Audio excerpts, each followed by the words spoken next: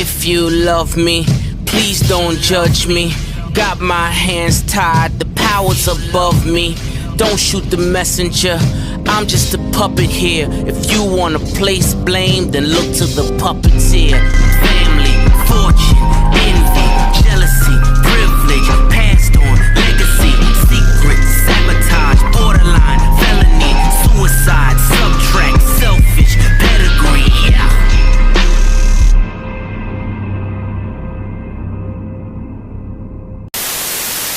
How's it going, everybody? It's C-RadTV back here with another video. So, of course, it's now time to continue on to What If NASCAR Had the F1 Points Format series.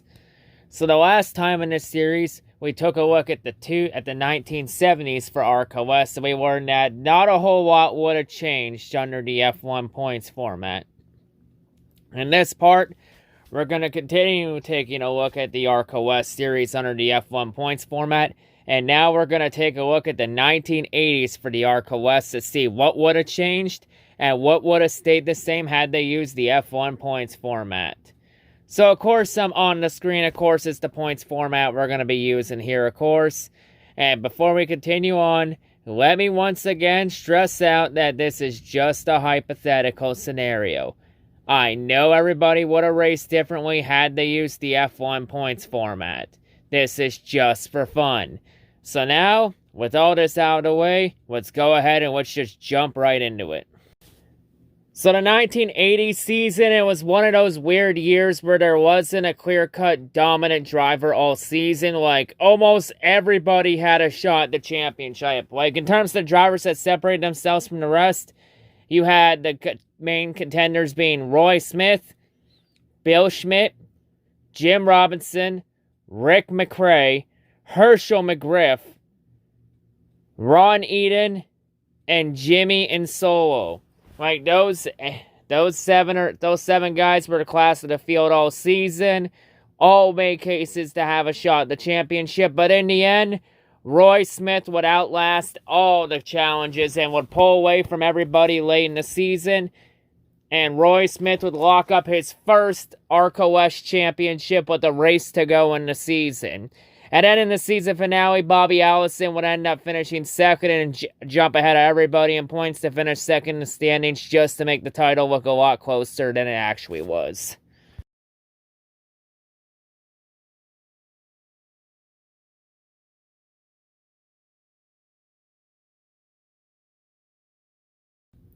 So in 1981, we would have a very close four-man battle for the championship between Roy Smith, Jim Robinson, Bill Schmidt, and Jim Bowen.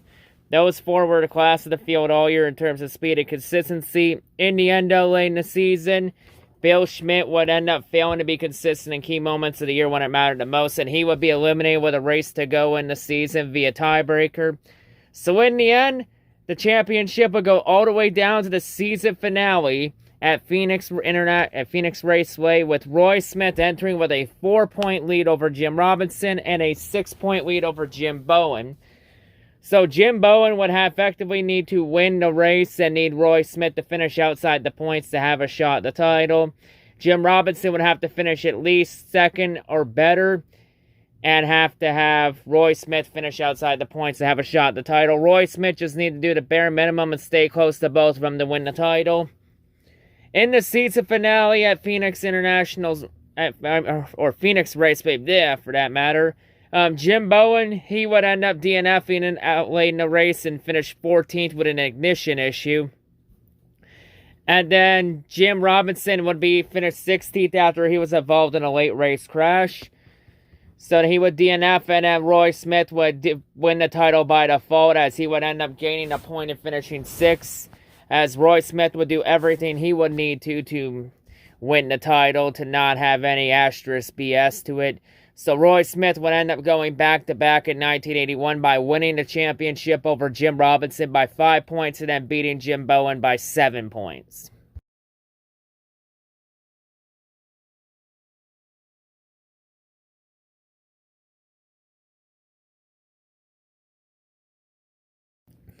So the 1982 season, it was once again one of those weird seasons where there wasn't a clear-cut dominant driver all season. In the end, the title consisted mainly of guys like Jim Bowen. Jim Bowen, Roy Smith, Jim Reich. Now for Jim Reich, I couldn't find a good image of him anywhere on the internet, so that's going to be a bit of a bummer, but sometimes that happens, though. It happens sometimes. So for this part, since I couldn't find a good image for him, his picture will not be up on the screen here. So he will be joining us in spirit.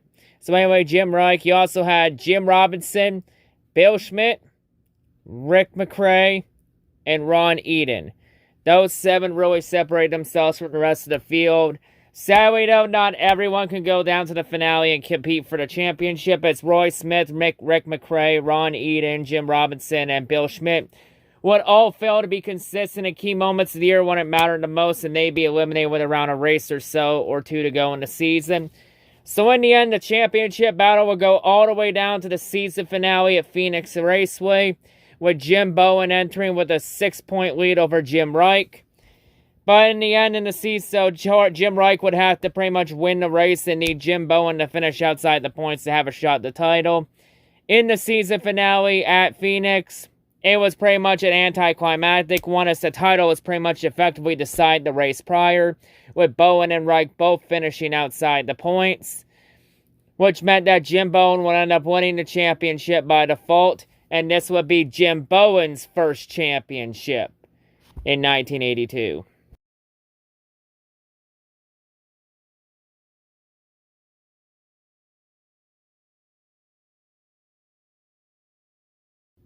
So in 1983, the championship was mainly between 5 drivers, as the title was mainly contested between Jim Robinson, Bill Schmidt off his consistency despite him not winning a single race in 1983. You also had in there Herschel McGriff, Jim Bowen, and Ron Eden.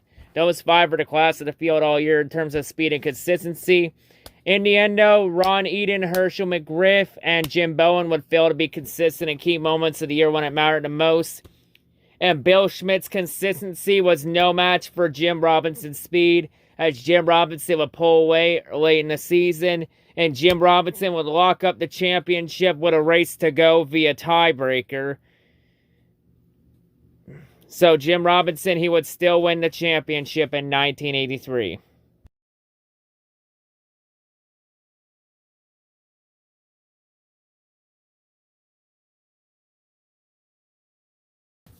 So in 1984, we would have 5 drivers competing for the cup for the ARCA West Championship. The 5 drivers being Jim Robinson, Derek Cope, Sumner McKnight, Jim Bowen, and Bill Schmidt. Those 5 were the class of the field all year when it came to speed and consistency. In the end, though, late in the season, Jim Bowen, Bill Schmidt, and Sumner McKnight would all fail to be consistent in key moments of the year when it mattered the most. And those 3 would be eliminated with around a race or 2 to go in a season. So in the end, the championship will go all the way down to the season finale at Phoenix Raceway, with Jim Robinson entering the finale with a 3-point lead over Derek Cope. So Derek Cope just needed to finish a couple spots ahead of Jim Robinson to win the title. Robinson just needed to stay close and hope that Cope didn't win the race to have a shot to win the title. In the end, though, in the season finale at Phoenix, Derek Cope would struggle throughout the race, and Cope would end up finishing 16th in the race, 18 laps down. While Jim Robinson, he would end up going on to finish 2nd in the race, and that 2nd place finish would be more than enough for Jim Robinson to lock up the championship by only 9 points. So Jim Robinson would still be the champ, would still go back-to-back in 1984.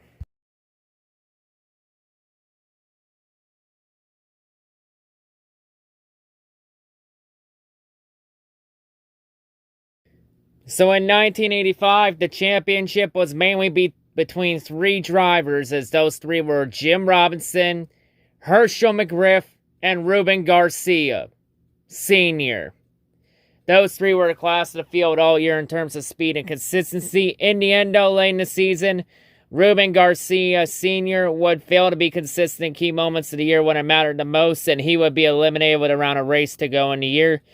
So in the end, the championship would go all the way down to the season finale at Riverside between Herschel McGriff and Jim Robinson, with both drivers entered tied for the points lead.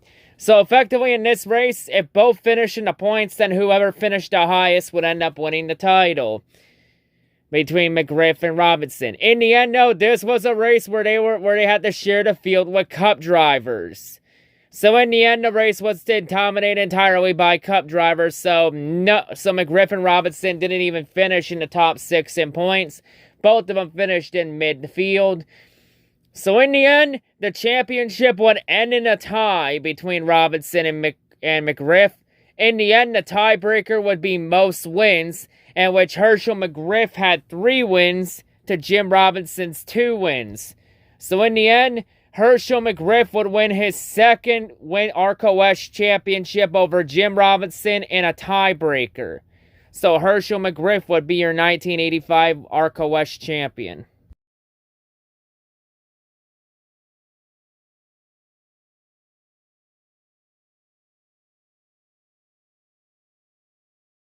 So the 1986 season, it was one of those weird seasons where there wasn't a clear-cut dominant driver all year. In the end, 6 drivers separated themselves from the rest, the 6-pack, and that would consist of Herschel McGriff, Chad Little, Bill Schmidt, Jim Robinson, Ruben Garcia Sr., and Derek Cope.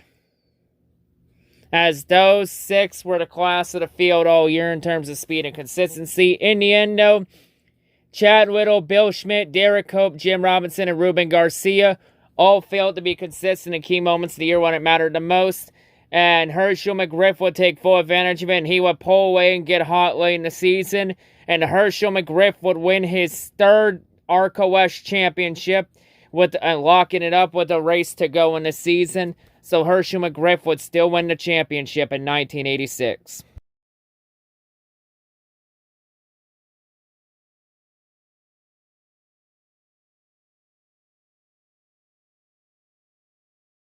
So the 1987 championship, it was mainly a 3-man battle for the championship between Chad Little, Herschel McGriff, and Roy Smith.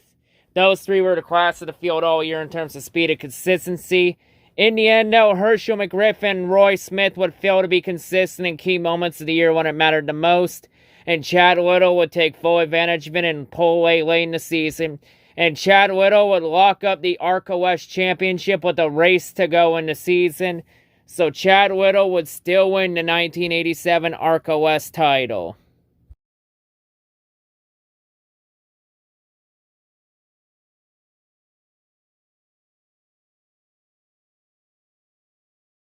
So the 1988 season, it was mainly a 2-man battle for the championship between Roy Smith and Bill Schmidt.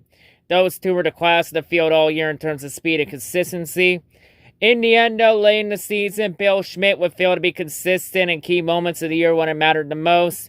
Roy Smith would take full advantage of it, and he would pull away late in the season. And Roy Smith would lock up his 3rd ARCA West championship with a race to go in the season. So Roy Smith would win his 3rd championship in 1988.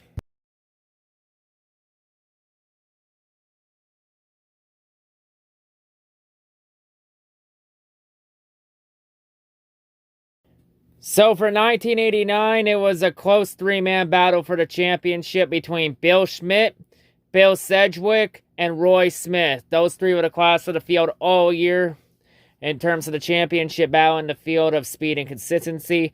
In the end, though, this championship battle will go all the way down to the season finale at Phoenix Raceway, with Bill Sedgwick entering the finale with a 7-point lead over Roy Smith and an 8-point lead over Bill Schmidt. So for Roy and Bill, they would effectively have to win the race and need Bill Sedgwick to finish 7th or worse to have a shot at the championship. And Bill Sedgwick, he would just need to stay close to him or finish in the points to lock up in the title. In the end, for the season finale at Phoenix, this race would end up being dominated by Cup drivers. As Cup drivers were in the field and Cup drivers dominate the field, so neither of those three even came close to finishing inside the top 6 for the points. So the championship was pretty much decided the race prior. So without that, it would mean that Bill Sedgwick would end up winning the championship by default over Roy Smith and Bill Schmidt. So Bill Sedgwick would be the 1989 ARCA West champion.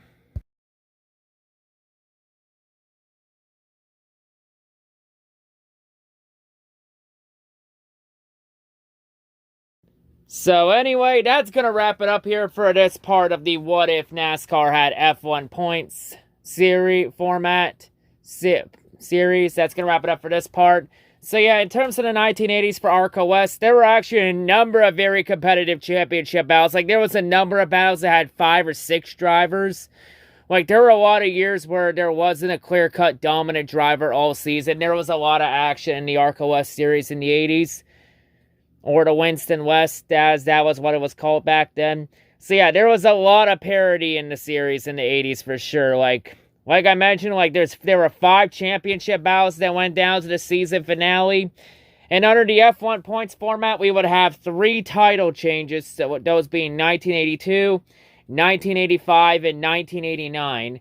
So there were a couple changes that happened under the F1 points format, but a lot of things stayed the same. So yeah. So anyway, the next part of this What If series is going to continue on with the ARCA West series. Taking a look at the ARCA West series in the 1990s to see what would have changed had they used the F1 points format and what would have stayed the same. So yeah, anyway, that's going to wrap it up here. Also, before I go, I should also mention that I also have an Instagram and a Twitter page called NASCAR with F1 Points Central, where everything will be posted in terms of NASCAR with the F1 points format stuff. I'll be posting all the stuff there, like all the standings under the F1 points format, the 2021 Cup, Xfinity, and Truck standings, and any other series when I get to them. Those standings will be up along with the list of all the hypothetical champions in each series under the F1 points format. So everything I've already done prior will be posted on there. So yeah, you'll have daily content there. The links to both of them will be in the description box down below if you want to follow or check them out. If you do follow the Twitter, make sure you tap that bell so you can get all the notifications and posts if you're interested. I mean, if you want to, and if anyone wants to, they'll do it on their own free will, obviously. So yeah, anyway, that's going to wrap it up here. And for anyone that's supported me, I say thank you very much. Anyway, that's all I got to say. Hope everyone's a great day, and I'll see you on whatever I make next. The next part is What If series that comes out depending on how fast I do my research. But see you all in whatever I make next. Peace.